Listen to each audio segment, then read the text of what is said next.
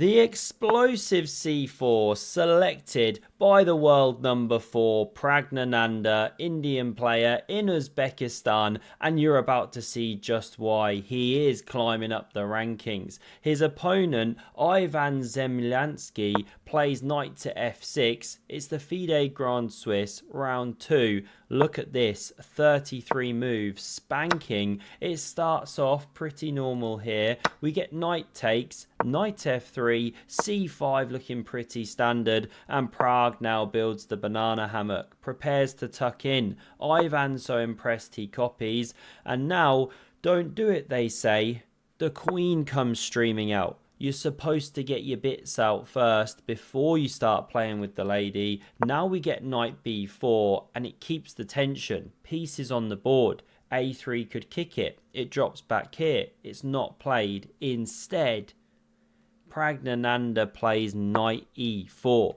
Now that is a risky move. You either play it because you're a madman, you're rubbish, or you prepped it with the engine, right? Because you're moving the same piece twice. It's very risky, but it's tricky. You're attacking a pawn here, of course, and say you defend it like with queen c7, there's this second really hidden kind of threat, hitting an unprotected rook and the pawn a second time. Sneaky stuff from these top guys. So we get bishop g7, top move, sliding onto that chocolate slide. Now takes on c5, Pragg a pawn to the good. The knight is attacked. Watch how incredibly tricky this game gets. My head's spinning. The knight's now defended. The bishop tucks in. And after queen a5, it's Pragg's turn to do something about that one that's attacked. So he defends with the queen here. As you can see, I got a bit trigger happy on the paint, but things were really blowing up in my mind.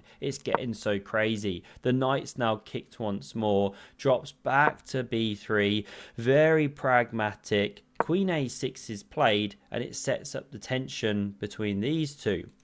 That's an unprotected piece. You could take and then bishop takes and it's a level position. Maybe some d3 action, although actually let me check this because I'm curious. This is also a threat to check. Fine, so king f1 is best. Stay with the pawn, step from this. There's a lot going on, but we didn't see takes. Pragg plays the unbelievable knight e5.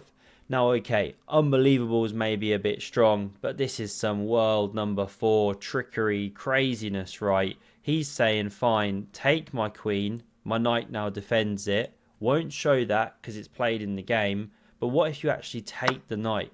And you might think, take here and then win this one in the corner. But it's not actually the best move. This is how the line goes. But then check.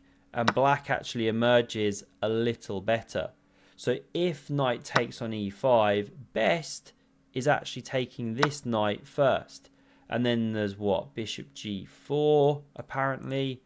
Now I'm getting confused. Okay, it threatens the mate. And if you go f3, well, of course, the bishop can retreat and no threat on the rook. It's some serious ninja stuff. But we didn't see knight takes. Instead, we saw queen takes here. Knight takes back, and again there's a threat of knight c2 check. But if you do it straight away, king moves, yes you can win a rook, but then white starts doing nasty stuff, having some fun. So actually you have to react to white's threats, and bishop e6 is good. This knight still supports its brother. You now hit here, so we see this pawn supporting. Rook c8's played. Now knight c2 check is a real legit threat, so Pragg castles. Both players do it. Share a quick king safety fist bump, explode it out, great etiquette. I mean, this is what it looks like when it goes wrong. We had a lot of this in COVID times. Not today. We now get bishop d2, finally connecting the rooks. All players are happy here, but still it's complicated. They've burned a ton of time, and now surely you play rook ac1. But Pragg, mouse slips, he's actually over the board, so wrist slips, surely. Or is it a mysterious rook move? No clue, way over my head, but a good way to freak your opponent out, especially if you don't know what to do. Make a random rook move. Bishop g4 hits an undefended pawn, and so f3 deals with that. Does open the king. You've always got to watch for that. But here it's justified. Pragg's going for the big centre. Now he corrects his wrist slip. Or does he? No clue. Hits the knight. And you could back up and remain a little better with the black pieces. But instead, we get bishop takes on c4. And it actually cedes the bishop pair here. Now takes was played. It's the best move. The knight backs up. And it's hitting this pawn. If you take first, you might think this, but actually this is better. Some kind of block from the check, and then you win a pawn. Not the best way to go. In the game, we saw this move. Defending the pawn, allowing this takes move, not forced. You could have started bringing a rook, but we'll stick with what happened. Pawn takes back, and this one does drop. So the material is now restored, but after the bishop backs up, we see Pragg standing better with this powerful bishop bear. The top GMs love it. Now we see f4, real grandmotherly move to open the eyes of this one. Rook fd8, bishop attacked, defended. You just don't get commentary like this elsewhere. Do consider subscribing, and while I'm at it, do consider checking out Lotus Chess, link in the description, your one-stop shop for learning openings. Do not let this kind of craziness happen to you, right? Links below. Check out Agenmator's channel as well. They just literally did a live stream if you want to hear from the founders. Latest video. Now we see this bishop backing up. So it creates tension between these. This is going to drop off the board. So bishop e3 was played. Lovely set of laser beams there. And the knight sidelines itself. Now threatening to take this rook. Recaptures, then win a pawn. That's why the mini rook clift. Pawn now supports. We see king f8. Prudent to activating an endgame. And now from Pragg, a serious mysterious rook move. This has got to be the MVP of the game. Rook a1. Now where's that one headed? King e8 not the most precise. e6 was better. Really natural move, you know, create some backup room. Rook a4. Pragg whispers, do you even rook cliff, bro? He's been working hard with Gukesh. He's got guns for days. His swans are sick right now. And after the bishop retreats here, we see a blunder coming. Because Pragg now whispers, stack my bishop. He's got all the lines, and you have to now play pawn e6 to give the bishop room. Not played. We get the huge blunder.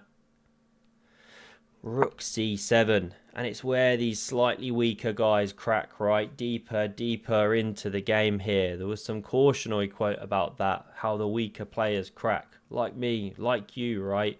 Sorry to say it. What's the move here to kill the opponent? Can you find it if I give you a month of Sundays? The move to play is the advance of the c-pawn.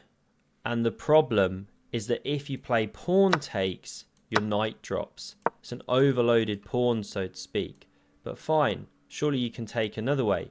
Rook, not so good. You can take here or push b4.